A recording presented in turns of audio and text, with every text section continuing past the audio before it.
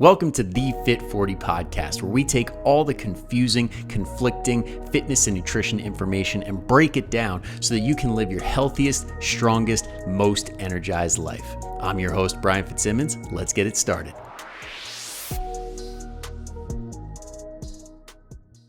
Hunger and cravings, how to kill hunger and cravings. Now, this is two of the biggest things that really derail people a lot when it comes to nutrition. Getting hungry all the time, always thinking about those foods that are your trigger foods that you're like, oh, I want that so bad. I can't stand not having it. You're always restricting and holding it away and keeping it away from you. So we're going to go over some things that can help a ton with that. And I know right now we got 3 of my current clients in here right now. So guys, feel free to chime in with your own experience, because I know that we do biofeedback every single week. And as far as hunger and cravings go, usually everybody's doing really, really good because they're very, very good at implementing these 5 things that we're going to be talking about. So the 5 things that are going to help with your hunger and your cravings are: 1, sleep. Sleep is the biggest one. Number 2 is stress. 3 is hydration. 4 is protein and fiber. And last but not least is environment. We're going to go over all of them in detail. So let's start with number 1, sleep. Now, in a perfect world, ideally, we want 7 to 9 hours of sleep, totally blacked out room, making sure that the temperature in the room is not too hot, not too cold, just right where you're comfortable. We don't want any sounds. We don't want any lights, like those little tiny lights around the room, and make it pretty much as much of a cave as possible. Another thing that goes into sleep is quality. And when it comes to quality, what you go to bed with plays a big, big role. And what I mean by that is, are you going to bed with the phone in your face? Are you going to bed watching TV and not turning that TV off until you've nodded off for about an hour or 2? Okay, those things play a big role because our brains really are not dialed down and shut down at that point. They're still kind of going. So even though we're tired and we're falling asleep, we're not really out. So having some sort of a digital detox or something like that, an hour, 2 hours before bed, can go a very, very long way. And one of my personal favorites is with the digital detox, keeping the phone more than arm's length away. When you officially decide, hey, I'm done with the phone, you put it on another table in another room, just enough so that when you do wake up in the morning, you have to wake up and get out of bed to go get it.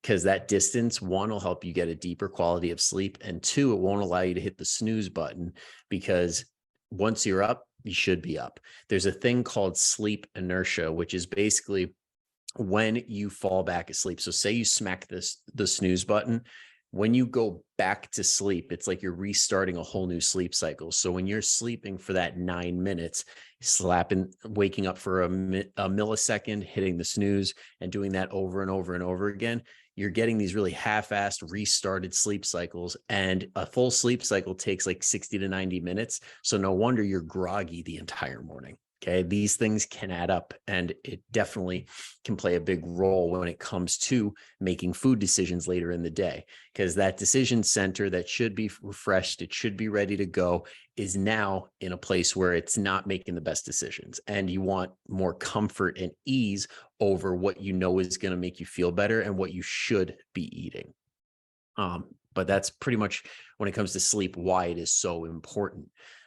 Next on the list is stress, more specifically stress management, because we don't always have control over the stress in our lives, but being able to dial down and make sense of it and basically come to grips with what we can and cannot change makes a big, big difference. Because if we're always in this constant state of anxiousness and worry, that not only messes up your sleep, it also can affect you physically. It can definitely wreck your body if you're constantly stressed and we're not really doing anything with it. And again, it's easier said than done. It really is. But a couple of things that I like doing with clients that seem to work really, really well. They're not fix-alls, but they definitely help a little bit. One of the favorites is doing a brain dump before bed. And what I mean by that is, when you do a brain dump, you break out a pen and paper and you write down every single thing in your head for like 5-10 minutes. Set a timer and just write whatever the hell comes down to your mind, jot it all down. And this could be the most ridiculous thing. It could be like some crazy like thought that you had that you can't let go of, or a song that's stuck in your head, or the to-do list that you keep fighting to keep in your head for tomorrow. Put the to-do list down. Our brains are made to come up with ideas. They're not meant to be a giant storage bank for them. Memory is great, but it's not always reliable. So putting it down not only allows us to have that like place where we know it is, it also mentally relieves some stress as far as like that holding on, that gripping to those thoughts. And then 5-10 minutes goes by, jot it all down and keep it by your bedside, because like let's say you wake up.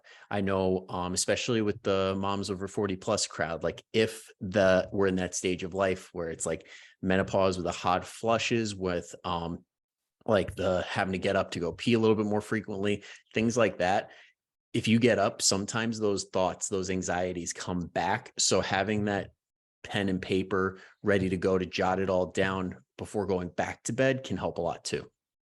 And then another thing that can help with stress is doing things like nasal walks. So going on like nice, easy walks and only breathing through your nose. If you don't have a deviated septum or some crazy allergies, or like some structurally your nose is kind of sideways. Okay. Assuming you can breathe through your nose, doing that and really just slowing down the pace of your breathing can help tremendously. As far as the stress techniques go, those are like the two big ones. But at the end of the day, if you find yourself in a place where you just are constantly stressed, you really don't feel like you have a grip on it, it's never a bad thing to go see somebody who's a licensed professional to help you with things like that. So, I mean, it's crazy because like I'm a trainer, I'm like a nutrition coach, and I'll be the first to tell you, a lot of people will see incredible improvements in their health, in their nutrition, in their physical fitness, if they first don't address any of that and go to a therapist first and make sure everything is good upstairs. Because if it's not good upstairs, nothing else really works that well. Another thing is hydration. Okay, hydration is one of those things where we just don't get enough. Like a lot of us don't get enough water at all. And when you're dehydrated, your body wants to get water in any way, shape, or form possible. So it is possible that your body can make you crave food because of the liquid in that food, or it knows that it will hydrate you a little bit. So hydration can make you hungrier than you actually are in the moment. So one good thing to get in the rhythm of is when you find yourself craving certain foods or really getting hungry, have a glass of water and just wait like 5-10 minutes and kind of do a check-in with your body of like, all right, so am I hungry or am I thirsty? And then when it does its thing, it goes through your body, then usually you're good to go. Another thing is just getting enough throughout the day. And one of the easiest ways to get enough during the day, especially for the people that are like, I'm just never thirsty, I don't drink that much water, is starting your day with a little bit of water. So like a normal glass would be great. Like if you could get like in that ballpark of 8 to 10 ounces, that'd be awesome. If you could just get that in first thing, like go brush your teeth, go to the bathroom, do a weigh-in if that's on your plan. But after that, go fill up a glass of water or have it ready to go at your bedside and just down it. And then what that does is it sets you up for the entire day. It gets your body craving more hydration because it's like, ooh, I kind of like this. I like feeling hydrated. I like operating at my best. And you get a little thirstier throughout the day, starting your day early with fluids. And if you're a coffee drinker, I mean, I don't think there's any research, like concrete research behind this, but I can only speak from my own experience and coworkers that I used to work with. If you start the day with water first and put off the caffeine for like maybe like 30 minutes to an hour, that caffeine feels better and lasts a little bit longer than if you start your day off with it immediately. Because I personally believe that your body just needs to like do its thing and wake up on its own first. And then caffeine's like a nice add-on. When you start relying on caffeine to physically wake you up, that's where the problems usually start and people go way overboard on the caffeine. So that can help a ton when it comes to hydration. Okay. And when you get that hydration under control, the cravings and the hunger usually go way, way down. And then after that, we got protein and fiber. And I'll also add in here healthy fats, because when these three are accounted for, you're stuffed the entire day. These three are the reason that, like, you see people say, oh, I ate healthy, like I went to Whole Foods or like did Whole30 and lost a ton of weight and I didn't count a calorie. Or like just anybody who's like, I didn't count any calories whatsoever, like keto people or paleo people. It's usually because these three things increased dramatically. Like eating your recommended daily intake for protein is hard. Like it's amazing how many people I've talked to on the phone, I've talked to with clients that they really struggle to get enough protein, but they're always hungry. And it kind of goes hand in hand. Now, these are the same people that like will only eat one egg for breakfast, or the type of people that will like have like no meat or no lean protein of any sort at one meal during the day. So it can help just getting in the rhythm of for the ladies, just a palm size of protein at every single meal. And for the gentlemen, you get two. I don't make the rules. I just relay them. But honestly, protein is one of those things that you can go overboard on, and it is such a taxing activity on your body to break down that protein that you burn up a lot of the calories. It's called the thermic effect of food, and protein is one of the highest. So basically you got protein, carbs, and fats. Okay, protein takes so many calories just to break it down and put it to use in your body. And then carbohydrates and fats, they also take a little bit of work to get processed and make sure that your body puts it in the right place, does what it needs to. But protein is the very high one. I want to say it's the highest, but I got to double check. The highest thermic effect of food. So you're actually burning up a ton of calories just by eating more protein. Next is fiber. Fiber is that one that I would be surprised if like 90% of people in this group get enough of it during the day, because the golden number for a lot of people is in that 30 grams mark. And just to put that in perspective, I need like 3 heaping scoops of chia seed just to get 8 grams. Trying to think of what else is like a good tell of fiber, like beans. Like one of those spoonfuls of beans at Chipotle is about like 4 or 5 grams of fiber. So it's kind of hard to get a ton of it. And it really is, your fiber is a reflection of the quality of your food more times than not, because again, this is just anecdotal, but the people that I've coached that have tried to get fiber through like artificial means, like doing the powders and stuff in their drinks, it usually just sends them to the bathroom, and it really doesn't like do a whole lot for them. And a lot of times it can cause gastric or GI issues. So I would recommend getting fiber from a more bioavailable source like vegetables, fruits, legumes, whole grains, and things like that.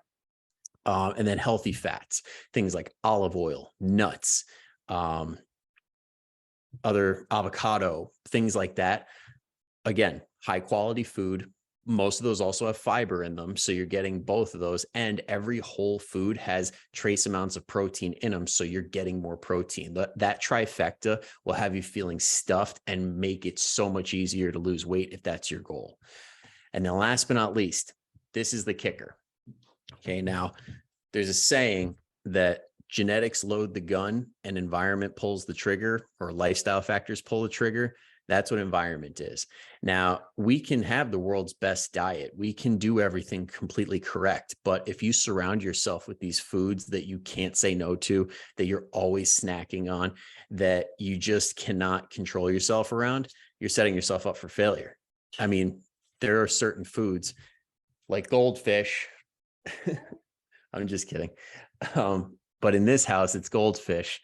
I'm very adamant about not having in the house because I personally cannot control myself, even though that is something that you can work on. I mean, improving your relationship with food is a big thing that can help too. I know it worked for me. I actually somehow looked at that goldfish the other day and did not devour it. So It is possible. There is hope. But for a lot of us, we do need that time away from food. Now, does this mean we restrict ourselves completely? Absolutely not, because that's probably the worst thing you can do when it comes to behavioral science and the things that help you out the most. There's a thing called the restrict binge cycle. Basically, it's kind of like when you look at your kid and you say, no, you're not allowed to have that cookie. And they say, well, now I really want it. That's like how our brains somewhat operate. When you restrict yourself and tell yourself, no, you can't have that, it makes the desire for that thing go way up, and it makes it that much harder to stick to the plan. And then what happens?